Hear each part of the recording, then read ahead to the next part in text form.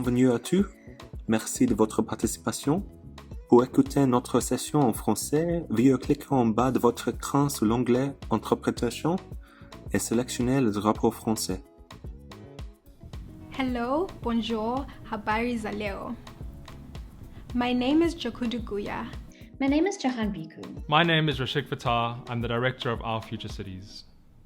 On behalf of ICLEI Africa, the African Centre for Cities, Our Future Cities and partners, I'm excited to welcome all of you to the RISE Africa 2021 Action Festival. RISE Africa has been growing as a platform of thinkers, doers and enablers, committed to inspiring action for sustainable cities. RISE Africa is about building active networks across academia, government, private sector, civil society, and the arts. Our entry point is based not on articulating problems, followed by proposing solutions, but rather on celebrating our cities as places of innovation and culture, while asking what more we can do to make them more sustainable, inclusive, and vibrant. This festival is hosting 46 sessions from across 16 countries in Africa and the world. Every session aims to share new ideas, showcase ongoing actions, and launch new initiatives by bringing participants together to chart a new route forward. We hope that the festival program will inspire you to commit to one or more specific actions that you or your organization will take on. As this session closes, you'll be redirected to a survey in which you can articulate these actions. We will follow up on these committed actions throughout the year and offer resources, connections, and support. In this way, we are testing the idea that events can galvanize action, and we hope that you will join us in this effort. Beyond this session, there are many ways to take part in the festival. Register for further sessions. Vote for your favorites in the photo competition. Watch a variety of inspiring video provocations. Test your knowledge of African cities from our daily quiz.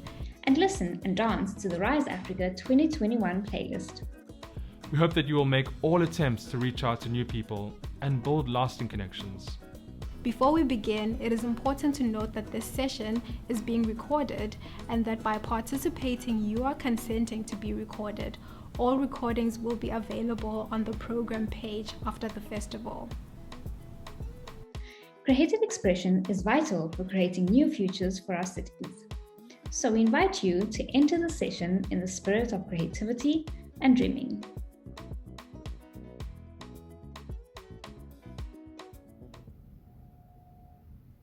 Let our voices ring, soft and strong. A million rainbow tongues pushing our songs through the wind. Let our stories dance out in step with the moon. Let them boom from hamlets in Soweto. Rise through the sprawls of Cairo, straddle the contradictions of Lagos. Let them tell of sweat and fear. Accompanied by djembes, talking drums and all that jazz. And time and again it is to these voices we turn to remind us that we get past the pain, that we have once chiseled out beauty from mountains of self-doubt, and through the dark tunnels of despair, these stories will lead us out. A universe of multiple dreams written into history, written out of poverty, written to the laughter of thunder, written in lightning, written by a million rainbow voices that never stop ringing.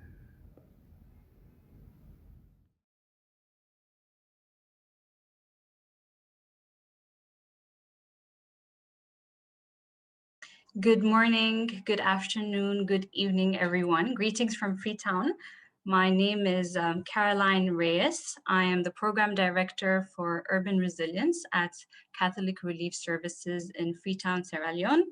It's an honor to welcome you all to this session focused on creating a water fund for Freetown and the Western Area Peninsula. Over the last 2 years, Catholic Relief Services and the Nature Conservancy has been working with more than a dozen national and local government stakeholders to set up a water fund, which we hope will facilitate investments into nature-based solutions so that we can address the growing water scarcity issues and other resilience challenges that Freetown and the Peninsula are facing. Our session today will bring together some of these stakeholders that we've been engaging with, some key champions of the Water Fund, and we hope to share with you our journey so far and actions that we are looking at. This is a pivotal moment for us, for the Water Fund.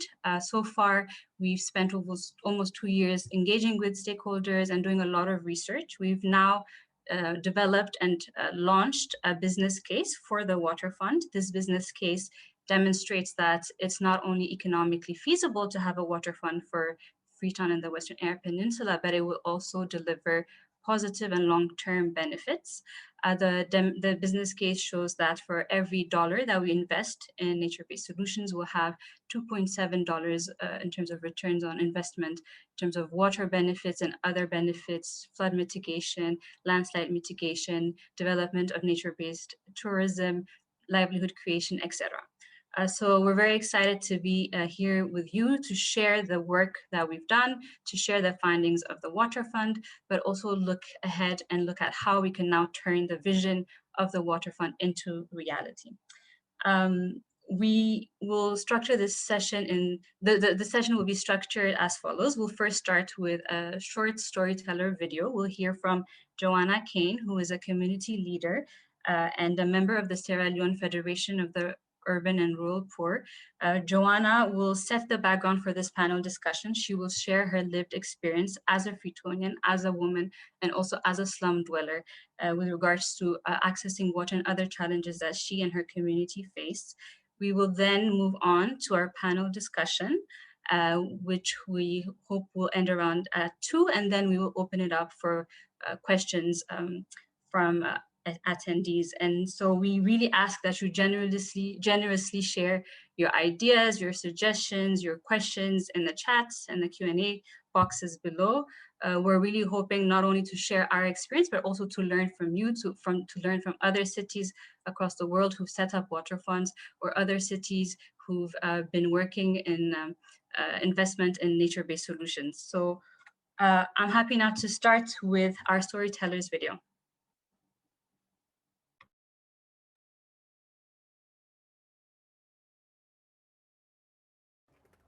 My name is Joanna Kine. I live in a 7 Lower Balen, Kokobe community, Kolatik zone for be specific. Well, my main source used to get water. Now one community spring where I get now this zone here, so we are family safe within the neighboring Sayanda.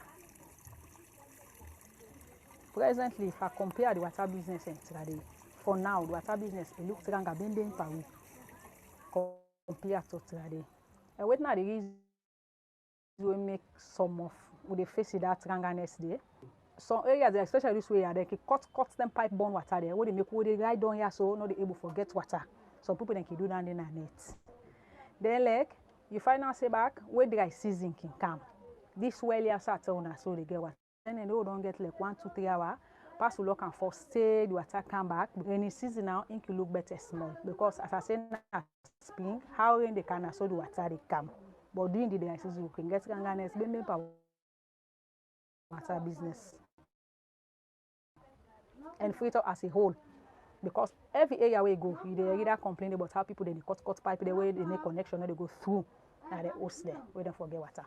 And some of the water sources they get and not even clean. We did drink and because we not get option. So now they can make people they can go spend more money for buy them packets or bundle water there. So we as women there, we they sexually be harassed by caretakers there, where they are different water points there, so can go for go get water. Especially the young girl then, when they can go, their man can harass them, so let them give them body in exchange of water. That then they sexually harass them.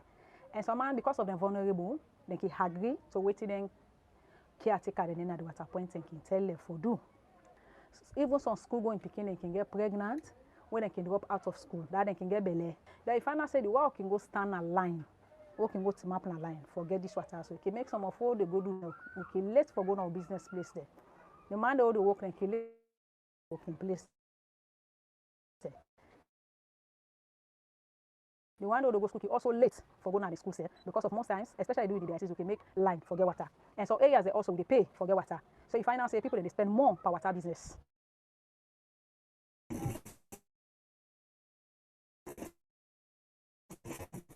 First of all, I have to talk say People they cut then stick in the.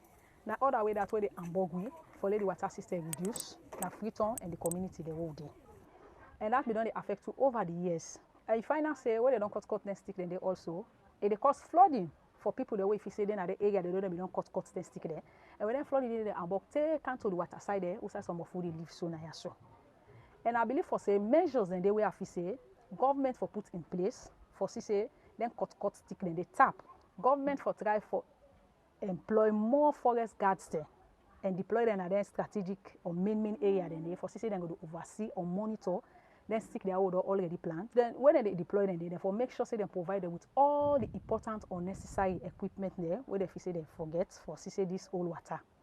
And anybody where they catch in the process they cut them stick then they if they hold them on the height, I believe for say the one them where they in position for say then call them to order for let them know so what they do. I believe for say they set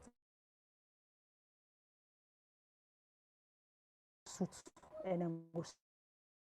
And other way back what I want for the government protect their areas in there. Now that I know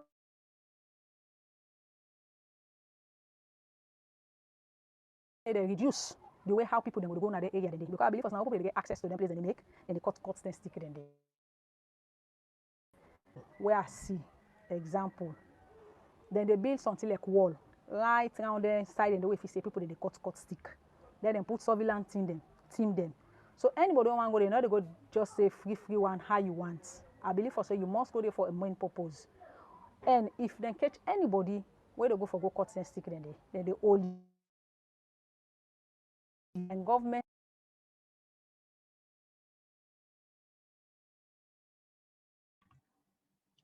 Welcome back, everybody. It's now my honor to introduce the panelists for our session. I'll do this in alphabetical order. So first off, we have Bala Amarasekaran. Bala is the founder and the director of Takugama Chimpanzee Sanctuary.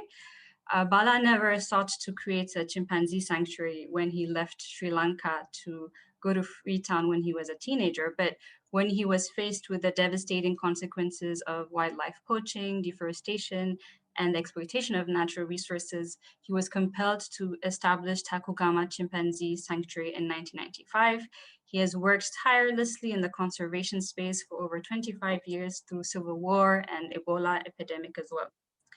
Our next speaker is Eric Hubbard. Eric currently serves as senior advisor to the mayor of Freetown City Council, and he's also the project director for the World Bank funded Freetown, the Tree Town campaign, which aims to plant, grow, and digitally track more than 1 million trees in the city between 2020 and 2021.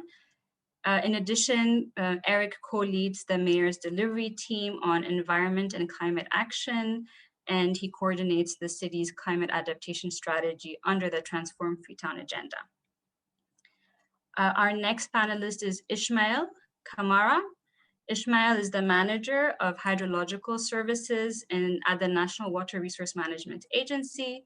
He has more than 10 years experience in implementing and managing projects and programs on water quality, hydrology, hydrogeology, early warning systems, climate change, and water safety plans for effective and efficient management for both surface and groundwater resources. Last but not least, Engineer Mohammed Koroma. Engineer Koroma is the production manager at the Guma Valley Water Company. This is the water utility for Freetown and the surrounding Western Area Peninsula. He has more than 20 years experience in the water sector in Sierra Leone. So thank you all for joining us and making time for this important discussion. We'll now move on to the panel discussion itself. I invite you all to turn off your cameras if your bandwidth allows it. And I would love to start off this discussion maybe with a question to Mohammed. Mohammed, can you hear me?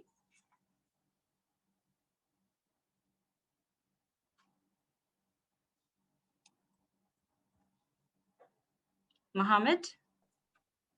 Are you hearing me? Yes. Oh, I do hear you loud and clear. Fantastic. Mohammed, so in the video that we saw, we saw Joanna, who is this community leader, talk about challenges related to access to water in Freetown and in her community, Cockle Bay. Then we also saw these images of the deforestation that's taking place in the Western Area Peninsula National Park, the forest reserves of the national park. For the attendees who might not know Freetown and the peninsula well, can you please tell us what is the importance of this national park in terms of water?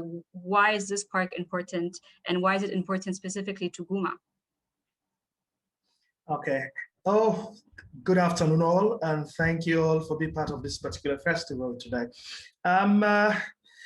The Freetown Rainforest, which is now being called the Western Peninsula National Park, is a rainforest that overlooks the city and has the highest potential when it comes to raw water resources for the capital city of Freetown. It's a wide range of area spanning from the let me just say the entire western rural area of the western area of Sierra Leone. However, we have several catchments within this particular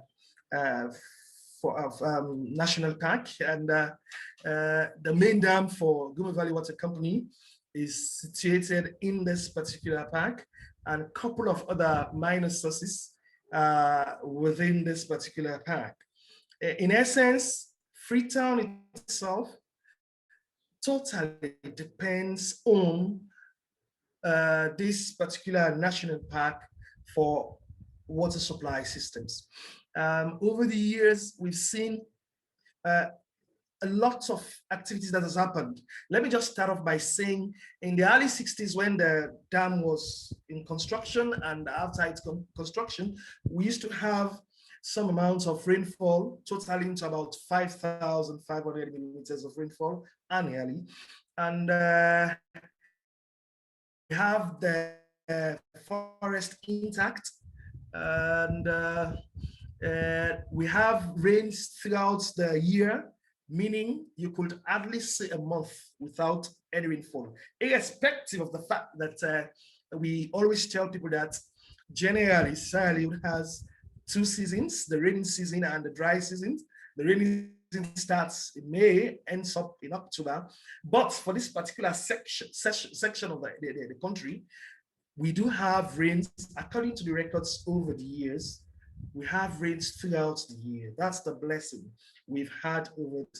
But come down to the late 80s and early 90s, when we had this senseless war, we saw a shift in the whole thing.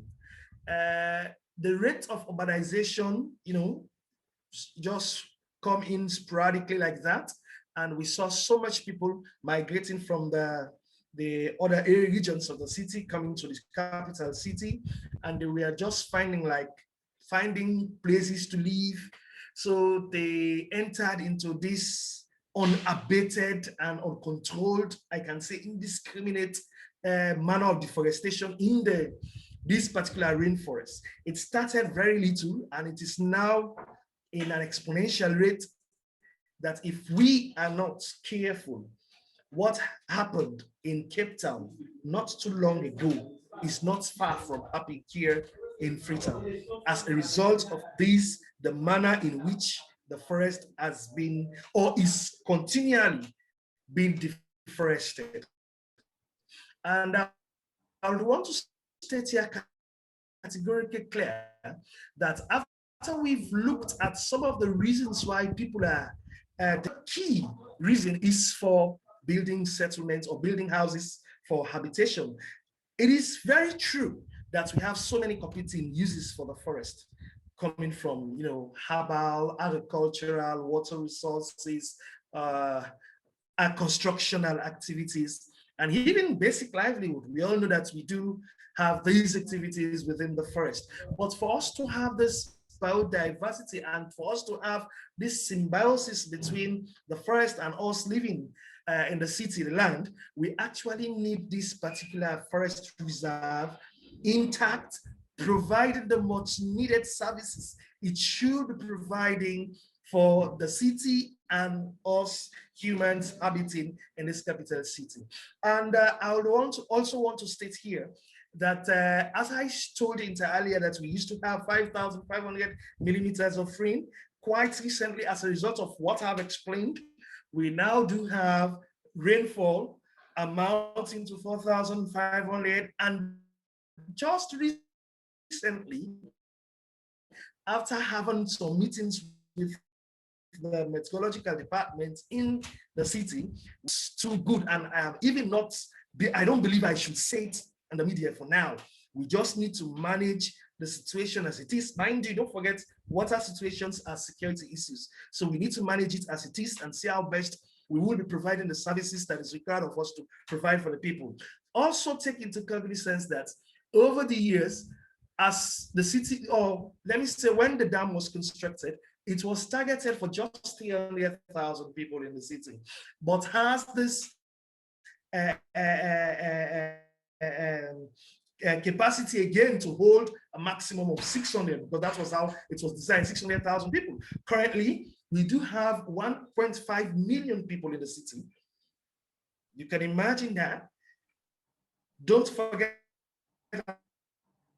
transient population again, people coming in and out of the city. I can even point to you, Carol, and you are part of it because you came and joined us, all of us now. So it has added to the demand, the water demand in the city. So in essence, the city has grown 4 times what it was designed for, whilst we still have basically exactly what was designed in the early 60s. Whether you can imagine what happens. Hence, you can tell from what is happening at Cockle Bay when Joanne was, telling her story. She has highlighted so many issues, from quality issues, availability issues, sexual harassment, or let me just put it, socioeconomic activities that is now affecting their communities and their livelihood. These are some of the challenges we need not to overemphasize for the need to have this forest. Thank you, Mohammed. But we still believe in one thing.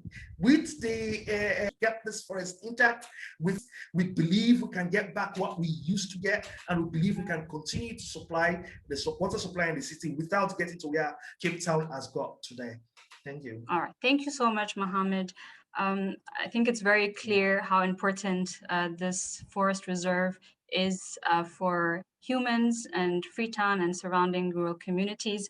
I'd like to turn to Bala, because this national park is not only important to humans in terms of providing water supply, it's also a very rich, it's also home to a very rich and unique biodiversity, including the Western Aryan chimpanzee, which is now Sierra Leone's national animal and the face of tourism for the country. So Bala, can you please tell us what are the different species that can be found in this national park, and how has rapid deforestation impacted them? Okay, first of all, as you know, Takugama is more than a sanctuary. We focus on the drivers behind the arrival of the orphan chimpanzees. And we need to find many ways to see how we address this problem or how we mitigate wherever it's necessary. So one of the things we do is a regular wildlife audit and inventory around the sanctuary and beyond. Not too long ago, we did a complete camera trap survey of the whole Western Area Peninsula National Park, and the findings are there, the data is there. And we picked up many important ecologically important species within the reserve, like the Jenkins duiker, very rare duiker, once thought to be extinct within the Western Area Forest Reserve, but it is still thriving. We have our national animal, that is the Western chimpanzee is within the reserve, Diana monkey, black and white colobus. Red colobus is almost dying out. We hardly come across, but we've got lots of pangolins still around, unique birds, especially the Picotatis. So a few, and also some of the night dwellers like the civet cats, the bush babies. Yes, they are all there, and they are under very serious threat with all the encroachment and all the deforestation that is going on. Thank you, Bala. Yes, I think we're very fortunate here in Freetown to have such a important and rich national park right next door to us, not only providing water to the people of Freetown and surrounding communities, but also it's a huge potential for Sierra Leone as a whole to develop nature-based tourism. So thank you for that, Bala. Ishmael, I'd like to turn over to you. As part of the National Water Resource Management Agency's Founding Act, one of your mandates is to set up water funds across Sierra Leone, and you're starting with Freetown and the Western Area Peninsula. So for those who might not know what the water fund concept is, please can you tell us what is a water fund and what has been your journey so far in setting up this water fund for the Western Area Peninsula? Thank you very much, Caroline. Yes, just a brief background about the agency. We came into being in 2019 by a 2017 Act of Parliament. So basically, we have the mandate to manage and protect Sierra Leone's water resources. So coming to a water fund is a funding and also it is a governance mechanism, that enables water users to provide financial and also technical support, that goes towards catchment restoration and also protection. And also it will also be a public-private partnership that sees the mobilization of funds and the provision of technical support, in ecosystem protection and also in restoration and water security issues. So it's a concept that brings everybody on board, the service providers, the beneficiaries, the up and also downstream users. So how we would like to see the implementation of this water fund. Of course, Mohamed talked about it a bit, the constraints which the Western Area Peninsula forest is facing. It's against this background, a business case was developed through the support of CRS. From that report, we found out that there is about 70% reduction, in the forest cover. The population of Freetown has increased by 10-fold, and even Guma Valley could not provide, their average daily demand. So all these problems, were deduced in the business case. And what we would like to see, how we would like to see this water fund.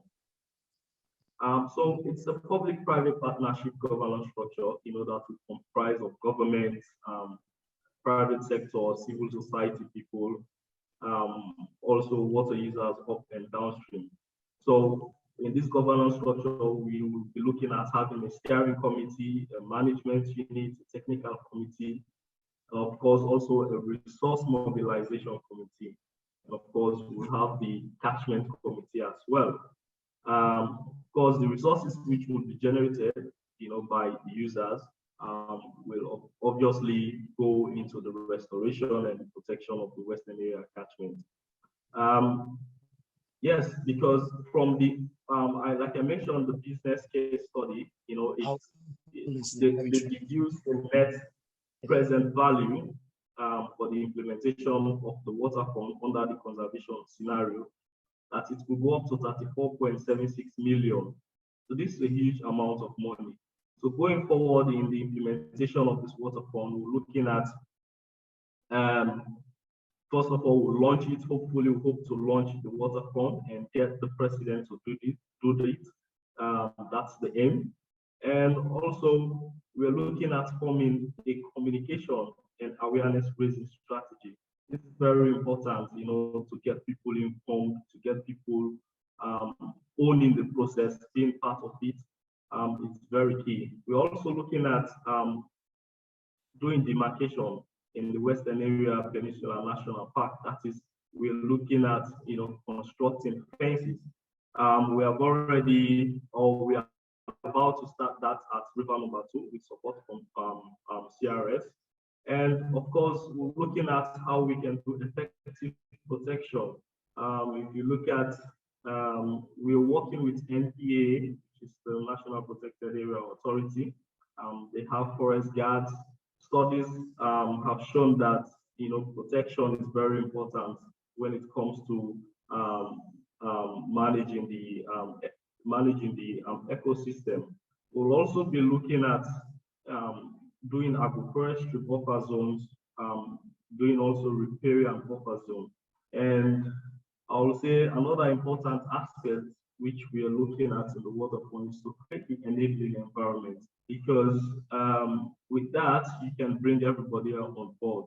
In fact, we have the Interministerial Task Force Committee, which comprises about 5 ministries that has to do with environment, the lands, that has to do with enforcement issues. So at the political level, bringing them on board, have them to collaborate is very, very important.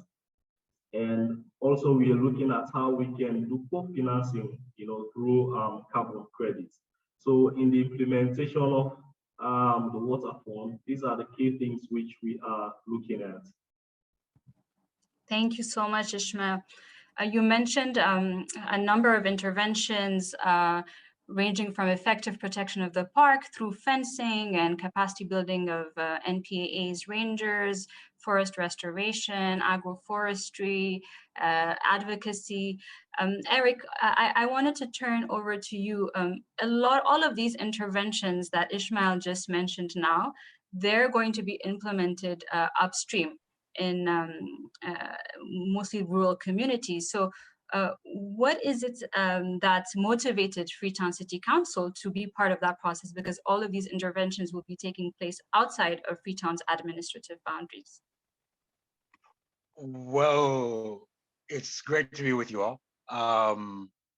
It has been said started with Mohammed, and also with Bala, and certainly also with Ishmael, where we need to look at the concept of upstream and downstream, right? Where does the water supply for Freetown come from? It all comes from outside of Freetown, comes from within the peninsula, comes from the watershed that comes, it flows out of the now national park, which is also our forest reserve. And there is a water reserve, which is within the context of that space. So the reason that we are a part of this process is that we understand, as a result of the systematic issues that were raised earlier, we have, during the day, 1.5 million people in a city that was designed for 400,000. I say during the day, that's because we get people from the Western Area Rural District Council, coming into Freetown in order to make their livelihood and then going back. So our population is at 1.2 million. The rate of growth will get us, by 2028, we'll be at 2 million. So as we have the a rising level of rural to urban migration, and we have unregulated development within the city. At the same time, we have a level, as a result, related directly to that unregulated development. We have, we have intense deforestation, where we have 550 hectares per year of forest, in Freetown and throughout the peninsula that has been cut, and particularly in Freetown, per year since between 2011 and 2018.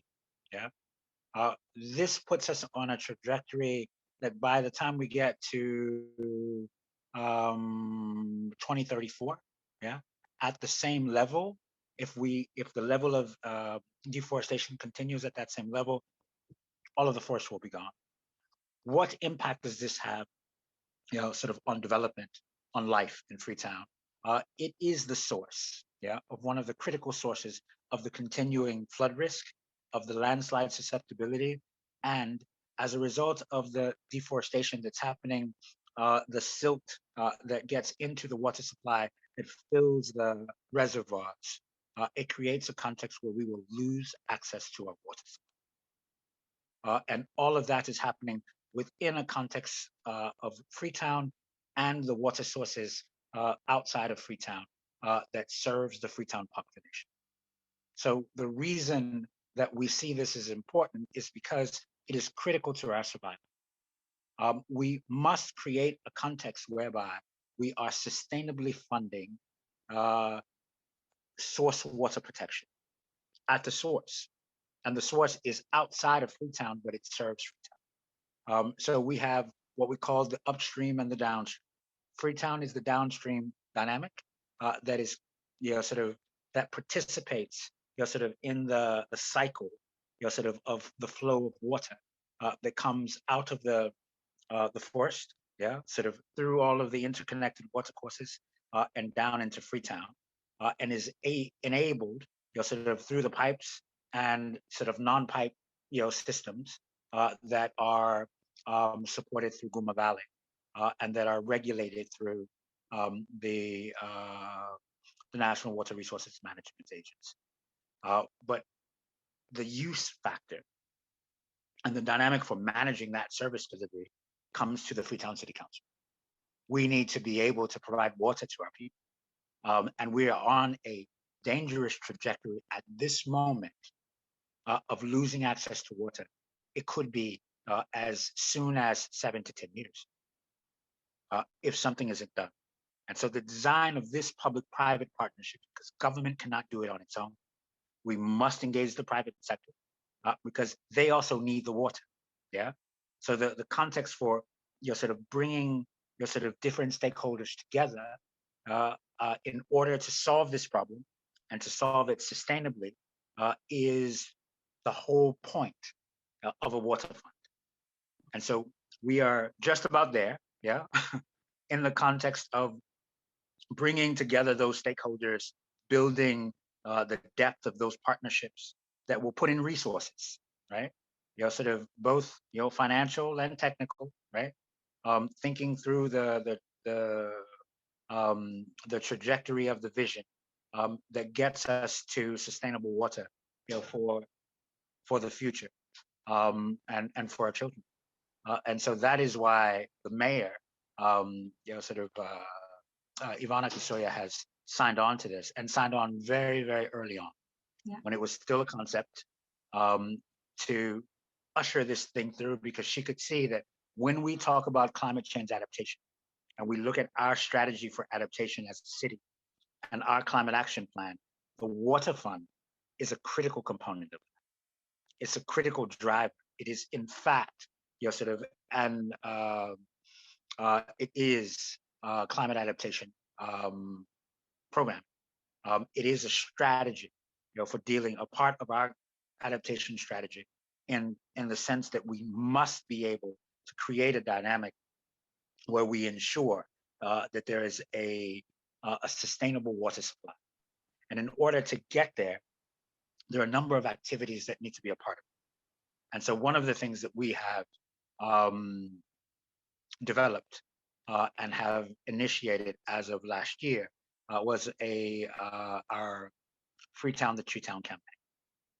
And that campaign is designed to plant, grow, and track 1 million trees. As of last year, we have, and a bit of this year, we're on track to do 300,000 trees. And that was our phase 1. Phase 2 begins in July of this year, so it's right around the corner, where we will do an additional 300,000 trees. And then the second part of phase 2 is in 2022. So it's over 3 years. And then we will do 400,000 to get to our 1 million. The question is this. This is about Freetown, yes, right? But because we are interdependent and interwoven into the peninsula, it is about the Western area. So the majority of the trees that were planted, under the Freetown the Treetown campaign were planted in the watershed. They were planted outside of Freetown for Freetown in an effort to protect our water supply. So this is, and we are building a process here that can also guide other cities about in terms of how to think about this. So we have a 3 sort of pronged, sort of set of adaptation methods that are part of the overall strategy. So it's nature-based solutions, right, that are powered by green technology, right? The green technology is the system that allows us to track the solution. If we're going to plant a tree, we create a digital footprint for every single tree, so that we would be able to track it. How do we track it? That's the second element. This has to be owned, yeah, completely by the community. So it is a community-led environmental stewardship and innovation, right? And so we connect that to the nature-based solution. And so the trees are planted, they are grown, they are tracked by community growers. The concept of the sort of cutting trees prematurely does not fit within that kind of context, where the community has decided that they need these trees, that they understand why. And we have created livelihood dynamics associated with growing the trees and maintaining. The other piece is similar to what Ishmael mentioned in the context of the overall fund dynamic, and that is sustainable financing, right? And particularly in the context of carbon offsets. We now have 250,000 trees that we have set up within our tree tracker platform to allow institutional and corporate investment in those trees. We've issued tokens against each tree, and we've set up packages that says that, you know, sort of as an institution, to receive an offset, you can support, you know, sort of the growth of our ecosystems here in Freetown. And in doing so, you know, sort of for one token, you know, you get a certain amount, but within the context of that, we do a match. So if you know, support 1,000 trees, yeah, those are existing trees, then next to that, you would support 1,000 more new trees.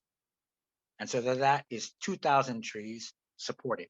The thing is this: one of the things that cities and states, governments have been doing is planting trees and planting trees and planting trees, but not growing them, yeah? So we have created a dynamic of sustainability that is designed quite specifically to adapt, you know, to the climate challenge. And in doing so, we have, you know, sort of basically built our linkages with the Water Fund already. In order for the Water Fund to actually be successful, there has to be a context of changed attitudes and dynamics that happen in relation to the water, but the environment totally within the context of those spaces in the Peninsula Forest, right? In and around it. It has to happen. And so what we have been doing is, with the tree planting, growing, and tracking dynamics, slowly creating a case study for how that can be done. And holding hands, you know, with the Water Fund, yeah, as an investor in this process, to see how we do it together. So our adaptation strategy within the context of the city of Freetown, and we have joined hands with the Western Rural District Council, so that we have an adaptation strategy that encompasses the Western area, that is inclusive of the Western Area Peninsula National Park. That is a critical ecosystem that we must protect.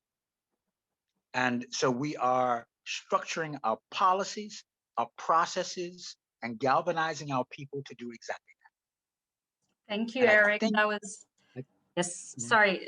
I want to turn to Bala, because there's a lot that you said there that I'd like to further unpack with Bala as well.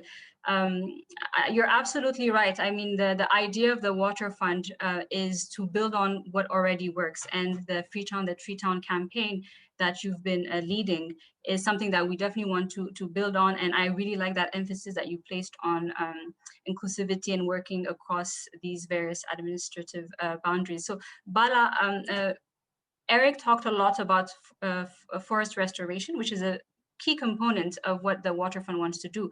But another area that we will be focusing on is effective protection of the national park. And as Takugama, you have significant experience. You've mentioned you've been around for decades, for a very long time.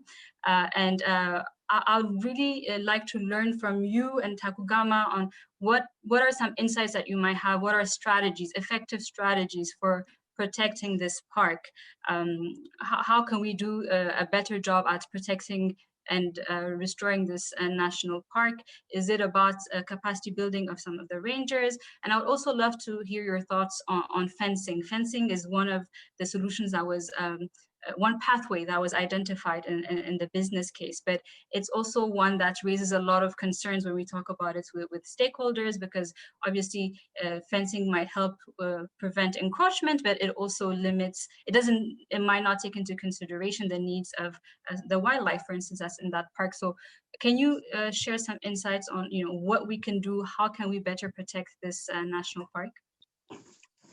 Yeah, as you rightly said, we are a very small organization due to lack of resources. We thought probably what cost you better or where you are suited better is to minimize the amount of resources you will put in. So we have focused a lot in protection rather than preservation, and I mean to do afforestation and things like that. So something that we can about over the years is that we have protected the Takugama Reserve, that it consists of both the Congo Dam and the Takuyama catchments. Not a single tree has come down. So that, I mean, it takes a lot of commitment, a lot of conviction, a lot of running around fixing problem, but we managed to keep it. Our lines are not breached in 26 years. So that again show that your presence, basically. If we have committed people in these areas, I think you can still do it. I think to restore it is going to take us a lot more money. And when you come to restoring, you have already lost places where possibly Ministry of Lands have given permits to people. So you actually lost the land as well. And Takugama, that is something we have effectively done. Not an inch has been stolen away from this part of the forest reserve in 26 years. So coming to, in terms of what we are doing, yes, as a small team, still we have a 9-10 man patrol team. We consist of National Protected Area Authority rangers, biomonitors, and also we have brought in community eco guards. And because we believe that you need to have something from the community be part of this, otherwise it's about us and them. It's got to be like they need to feel why they need to protect this water. They need a lot of sensitization within the communities to understand that they can build all their mansions, but the water has to come from the reserve. And so they have to be the custodian of the catchment area if they want to continue to have water and pass it on to their next generation. So we focused on that. And because of that, we have created a lot of goodwill within the adjacent communities, and that has worked well. And also by being here, we have also become like a information gathering force. So anytime there is a illegal activity or encroachment or something, we are able to report it to the National Protected Area Authority or Ministry of Environment. We are like on a daily basis talking and to tell them about the problem that is going on, because we believe in stopping it before it happens, because otherwise it's going to cost you a lot of money to fix it. So that has been our kind of mantra right from the beginning. And because of that, we have done. I think the important thing is probably to have stronger relationship with the communities. I think that's the most important thing. The communities need to understand that they cannot exist in the long run if the catchment is gone. So I think we need to bring them in. And how do you bring them in? That is why, bigger organizations like you can come in with other livelihood components and, payment for ecosystem services in terms of protecting. I mean, look for Takugama. I mean, we've been protecting this catchment for 26 years without a single penny from a government agency or from an NGO or anyone. We have been doing it all these years. But can you imagine with a little bit of resources, how much more we can do? So these are the frustrations we have, but we have continued to do this. So what we need is that engagement with the National Protected Area Authority, Ministry of Environment, in some cases, even Office of the National ONS, Office of National Security, because as much as we are talking about upstream, downstream, we are talking about all this encroachment from the buffer zones. How much emphasis is given to all the marijuana plantations all across the Western Area National Park? This is a complete mess. If you just walk 2-3 kilometers inside the national park, I can safely say there are 40-50 large-scale marijuana farms. I've got nothing to do with the problem with the drugs. That is something, marijuana has been used in many places for recreation and for medicinal purposes. I have no problem with that. But the problem I have is the amount of fertilizer is going into the reserve. People are using massive quantities of fertilizer to grow the plant. And what happens to that when it rains? Or if not, it is tampering with our groundwater. All this fertilizer is being washed, getting into our streams. And that is what is coming down. And this is what we want to treat and give to our people. I don't think we'll be able to treat all these toxins in the long term. I mean, Guma Valley is doing a good job in terms of using chlorine and other methods to purify the water, but I don't think they'll be able to remove toxins. So it goes beyond. It's not even Ministry of Environment or Takugama or National Protected Area Authority. We need other stakeholders to come in, and at a very high level. That's the only way we're going to fix it. And also, the problem has come to a point, no amount of sensitization is going to work anymore. We have passed that stage. Now there's about active law enforcement. This needs to happen. I mean, yes, you asked me about the question about the fencing. There are areas possibly a fence might work, but not in everywhere. There are certain areas are very critical because somewhere the national park is almost coming down to the water area.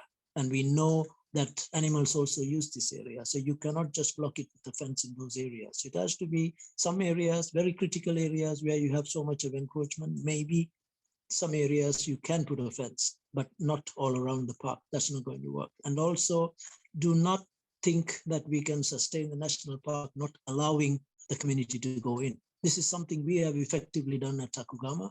As much as we have stopped everybody burning charcoal or cutting down trees, but we also allow all the women, the children to come in to collect wild fruits to go and sell. We also allow other people to come and use medicinal plants. People come here especially for collecting roots and leaves and barks, which you cannot stop. And I mean, we cannot kind of cordon off the whole national park to say no one can go in. I think we need to create value for the park. We need to make sure that people also use it in a sustainable way. That way, probably they will continue to. I mean, it's not common for people, women with full baskets of plum and this and that, they walk down and they tell us, hey, Babala, we used to fight with you 20 years ago when our children and men used to come and cut down the trees and burn charcoal. But now we feel that because we didn't do it in this area, that is why we all come to collect these things. We come for our plants, we come for our leaves, we come for fruits. So I think we need to be very careful in terms of about the fence, whether we want to do it, surrounding the whole park, or is it going to be sections? That I think we need to give a serious thought about that. Thank you so much, Bala. And you're right, we need to adopt a flexible approach, and we look forward to working closely with Takugama to do further studies on that fencing piece particularly. I wanted to just pick on one thing that you mentioned with regards to high-level support from government, particularly for this water fund, and to ensure that we stop the encroachment and preserve what we can preserve now before it's too late. So Ishmael, I wanted to turn to you. The National Water Resource Management Agency has been a champion of this concept. The Ministry of Water Resources, Minister of Environment as well. We have that high level support, but we know that there are other ministries, maybe other departments and agencies who might either be detractors or who don't have a direct interest in preserving this park. What do you think would be an effective strategy to bring everyone on board and ensure that everyone fully supports it and we can have enforcement on the ground? Yes, thank you very much. Bringing everybody on board is really, really good for us to achieve the goal of protecting the Western Area Peninsula National Park. We have already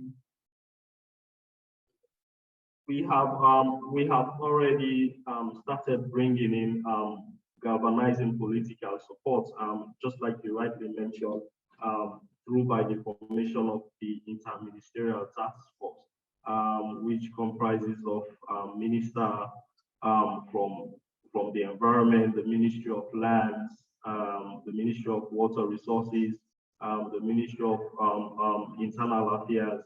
So we have all these people on board, and we have raised awareness. We have taken them several times to the site. We have shown them the massive encroachment, the degradation that has been happening.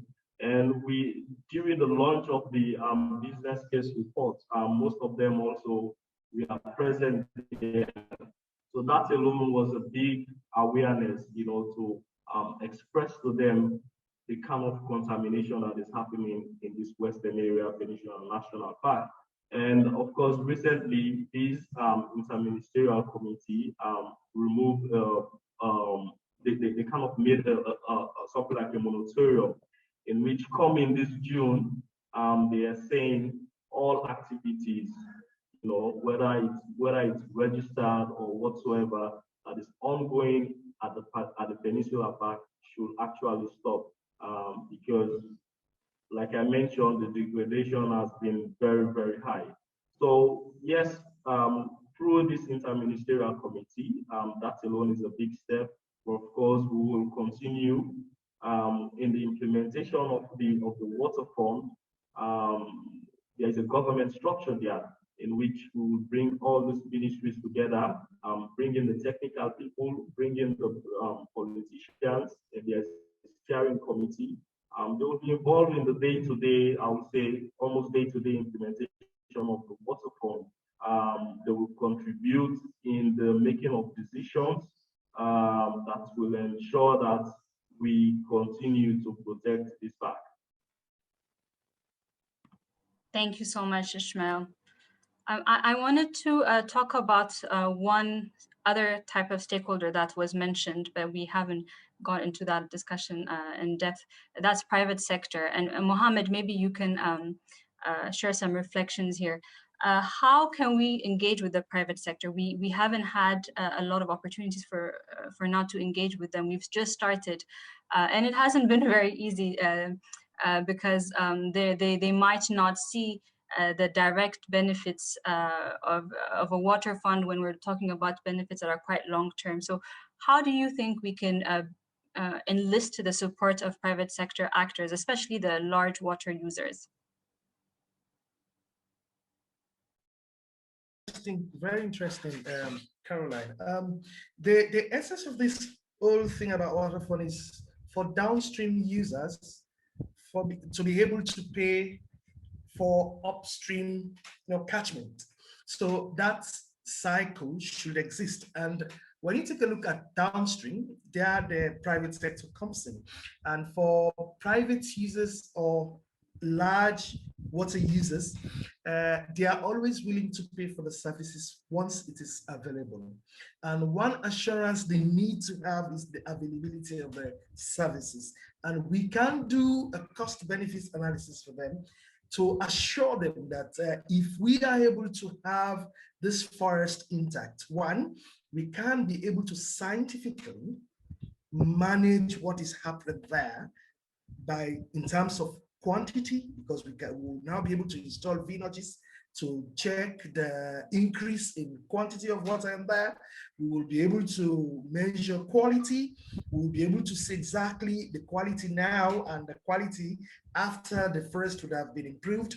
So we can be able to assure them that if you have an X cubic of meters of water now, by the time, say 10 to 15 years after the forest would have been intact and we would have gotten huge quantity of water to supply them, you will be able to get now X times 3 cubic of meters. That will also tell in your profitability in terms of your business, because if you doing a business at X, say Y and yields now, In 10 to 15 years time, your business, there is a potential for your business to multiply by 4 or 5 times if you can invest now. So the whole idea of that is for us to do a very good cost benefit analysis for them, to see the possibility of them investing in this particular nature-based solution thing.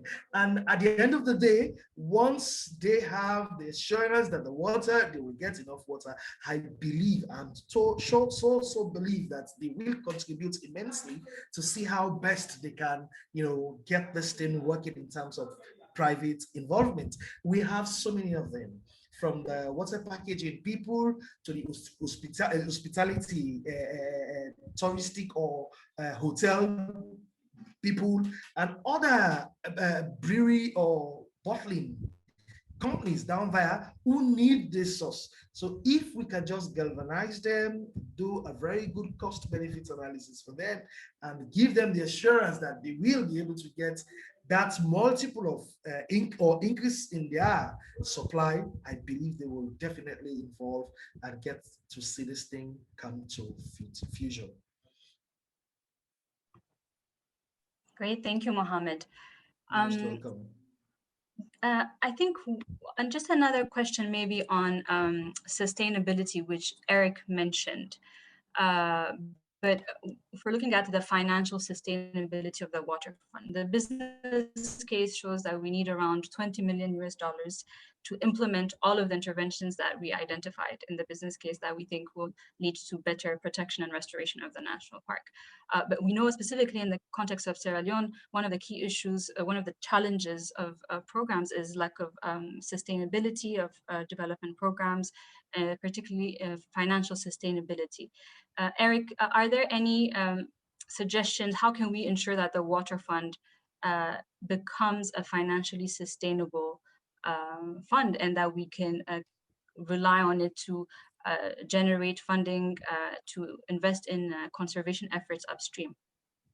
Sure, absolutely. It's really critical that we look at this within the context of an investment in source water protection. And so within that context, we have to engage the private sector and get the private sector to buy in.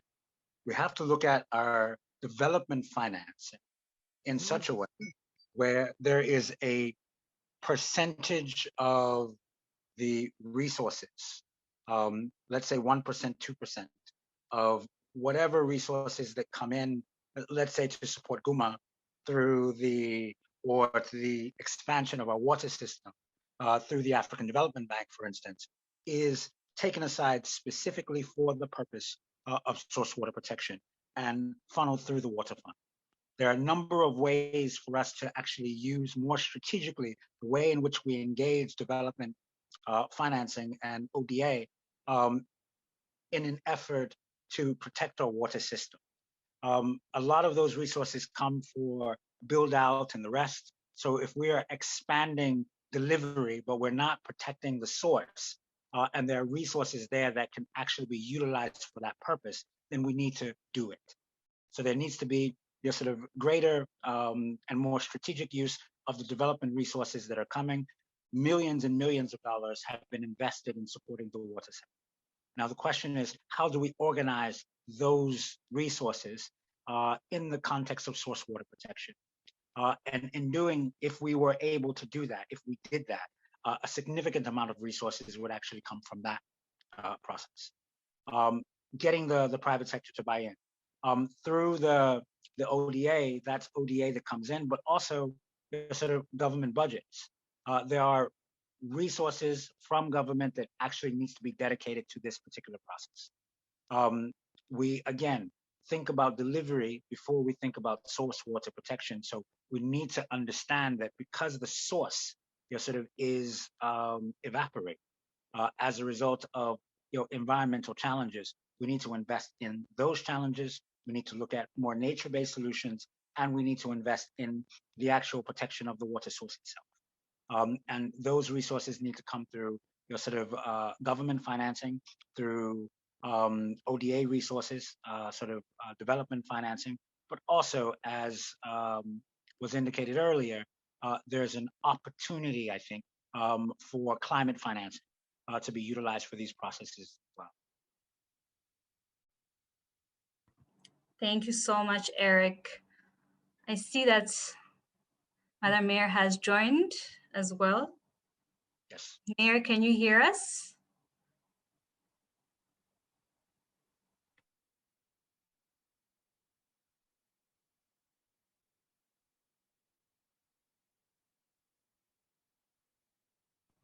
We'll give the mayor a couple more minutes to see if we can sort out maybe some technical challenges.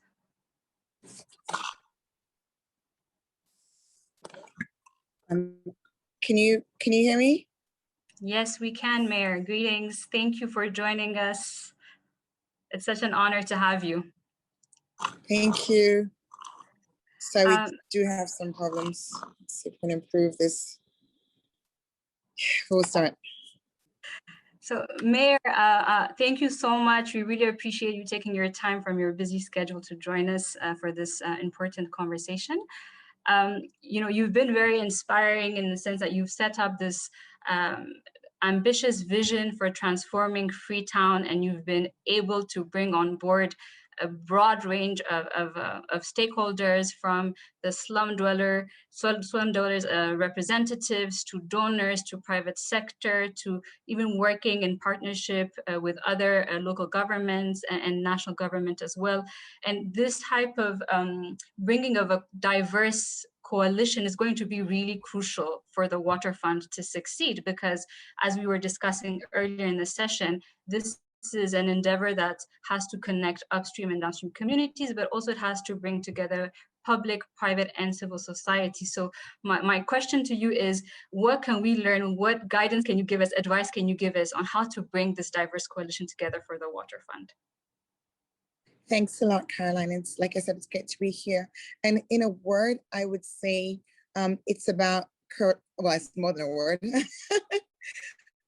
But I would say it's about making collaboration real.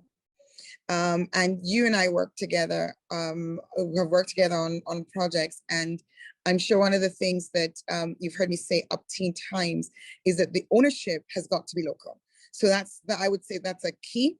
And it's something that I learned through the Ebola outbreak, that if you want to have big change, if you want to do something which is going to be impactful, then those who are the beneficiaries of it must be in the lead. And certainly from a city perspective, you know, there has to be a grounding of what you're doing. It cannot be external players. That's one key learning I would pass on, that there has to be the community ownership. And I love the fact when you're talking about the various groups, you mentioned the slum dwellers first, you know, because they do come first. And that would be the same of city residents. The other thing that I would say is really important, and it's all part of, you know, different sides of the same coin, is that solutions have to be co-created. Identifying has to be recognized from all perspectives. You can't come with a one size fits all. What matters to different people in the city differs.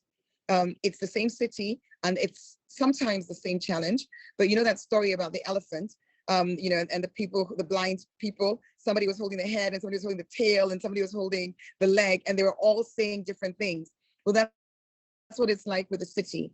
Depending on where you're sitting, depending on whether you are living in an informal settlement, living in a high end of town, a professional, an NGO, depending on who or what you are, your experience will be different, and what you perceive as the solution will be different. So it's important that we are able to bring all of those pieces together, ideally bring them into the same room, so that other people, so everyone is hearing the voice of others, and is influenced by what others say, so that what challenges their perspective is not a document you produce, but their actual engagement with others.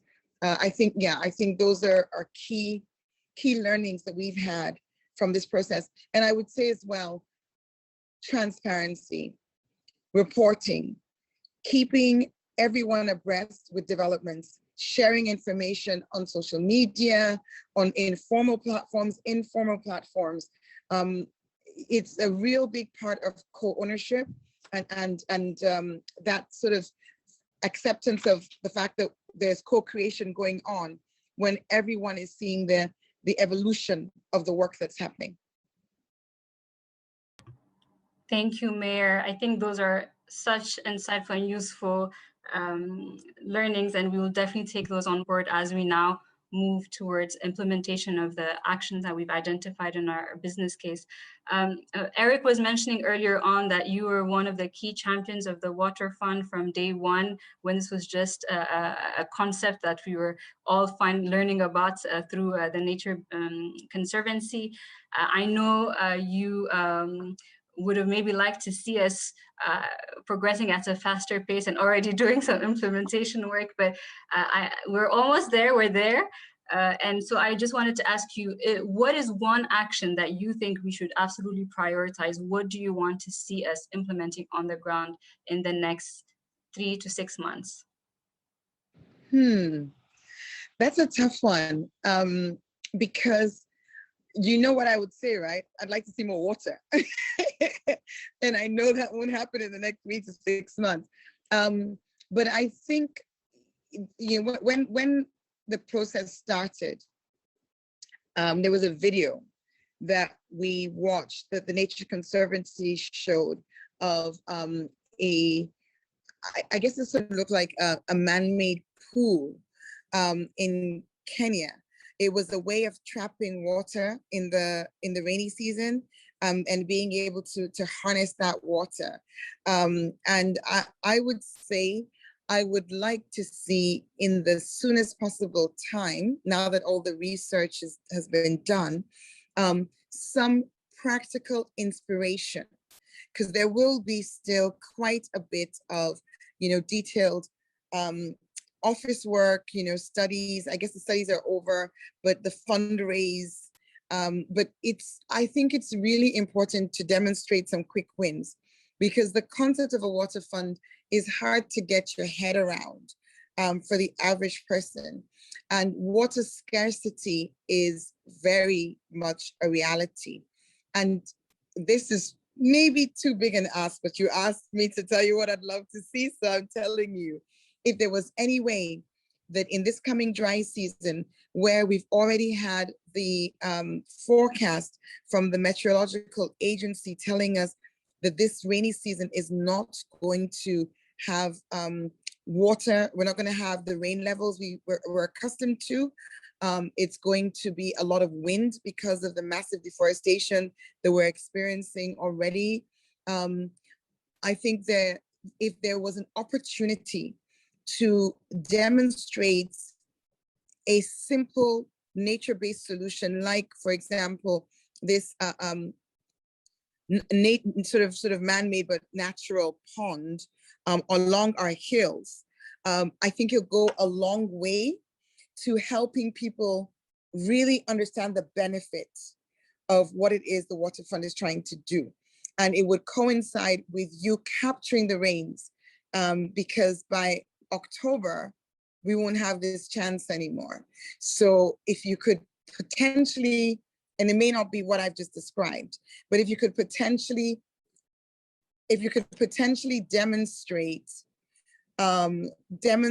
what a nature-based solution looks like within this 3 to 6 month period, I believe that would be really powerful. Thank you, Mayor. You set the bar high, but we will do our best to to turn this this vision into reality. And you're absolutely right. Quick wins are crucial. And that's why we're also starting with a number of pilot interventions while we continue to fundraise, we continue to fine tune our communication strategy, our engagement strategy, and other detailed studies that need to be undertaken. So Mayor, thank you so much. I don't want to take any more of your time. I want to say thank you for your guidance, and thank you for your leadership and your continued commitment to the Water Fund. Together with you, Freetown City Council, and all the stakeholders, I'm sure we'll be able to turn this into reality and make Freetown and the peninsula more resilient. Thank you so much, Mayor. Thank you. Thank you very much, and have a good day, everyone. All the best for the rest of the event. Thank you. Great. So that was very inspiring. Thank you, everyone. We've gone a bit over time in terms of the panel discussion, but I didn't want to cut short the discussion because there was a lot of insightful learnings that we were getting from the different speakers. So I want to now turn over to all of you online who've joined us and who've been listening this whole time. I've seen a couple of questions, so maybe we can now move on to the Q&A session. There's one question here for Eric. Felipe is asking, what is FCC doing regarding mangroves rehabilitation as part of the Freetown Tree Town campaign? And how do you see blue carbon also being part of the strategy, additionally to the green carbon coming from the land-based forests? Right. Well, thank you for that question. We are hands down on mangrove restoration. We just, with Caroline, had a session just the other day looking at our movement toward protecting particular degraded mangrove areas, sort of in Freetown and across the peninsula. We have committed to planting and growing 150,000 mangroves over during this particular season. 50,000 of those, 50 to about 75,000 of those will be in Aberdeen Creek. And then we have a heavily degraded area within the Ogu River, where we're looking at another 75,000. And then our final year of implementation in 2022, we're looking at another 100 to 150,000 mangroves in a degraded area from Hamilton to Sussex, which is a massive, sort of area of degrade. The context of, sort of, restoration of that particular ecosystem is absolutely critical. And I want to say that we have to always go back to, sort of the relationship between the community and the ecosystems, and getting the communities to understand that that level of degradation, is directly related, to the lack of, fishing and livelihoods in those areas, and the high level of flooding that's happening in those areas. It's directly related to the degrade. Now, the degrade particularly is happening along, sort of coastal areas that are populated by informal settlements. Yeah. And so the push for housing, is, sort of one of the major drivers of the degradation of the mangrove areas. And we are working very, very closely with communities to identify these areas, to mark them as, sort of hazard areas, and to reclaim, in a voluntary way, to reclaim those spaces in order for us to restore those natural ecosystems, particularly the mangrove woodlands, and then looking at sort of other areas, other wetlands that we need to actually protect. And so we work hand in hand with the National Protected Area Authority in order to do this. But of course, I just want to go back a bit around this enforcement issue. The level of, sort of policing, that is possible, only goes to a certain degree. Communities have to take ownership and be involved, sort of in the conservation and protection dynamics. And that means that we have to offer, sort of alternatives. And so when we look at, and this is one of the things that the Water Fund needs to systematically look at, how we are providing alternatives, to communities, to the way in which, degradation is actually happening within the ecosystems in order to change that dynamic. What we know is that it is possible, right? And then kind of using sort of nature-based solutions, sort of, and moving into sort of those sort of blue carbon spaces is very, very possible. Yeah. And it is something that we are looking into within the context of the development of the Freetown Climate Action Plan, which is happening now. We've done our inventory, sort of our carbon inventory, to understand the level of greenhouse gases and where those greenhouse gases are coming from within the context of transport, within the context of energy.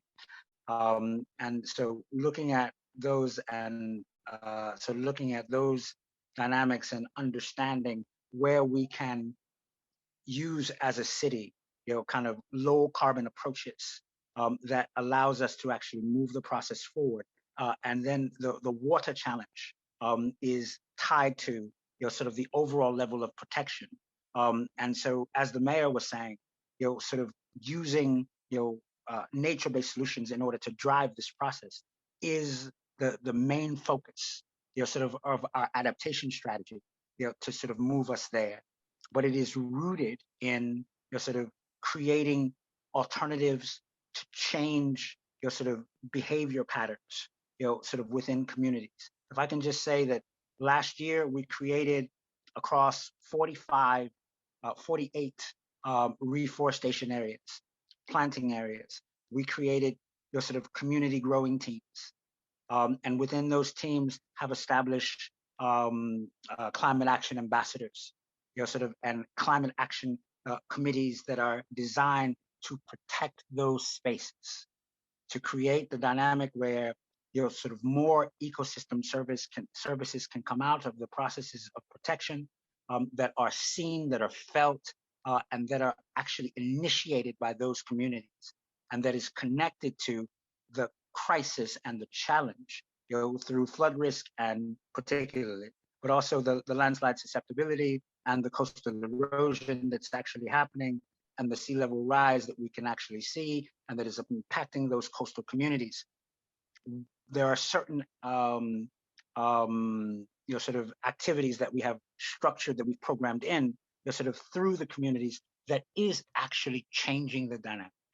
Even between 2020 and where we are now in 2021, we can see levels of change. Because we have actually used nature-based solutions in particular areas, those areas are free from flooding, right? And so if we are able to continue on that trajectory and to expand it. And so this is why I wanted to say immediately after what the mayor said before we got into the questions, Caroline, we need to take up this challenge. This action of sort of looking at the kinds of nature-based solutions that are broad, that are bold, that can be funded, and that can be enabled by communities. That's the way forward. Thanks, Eric. I wanted to take another question from David.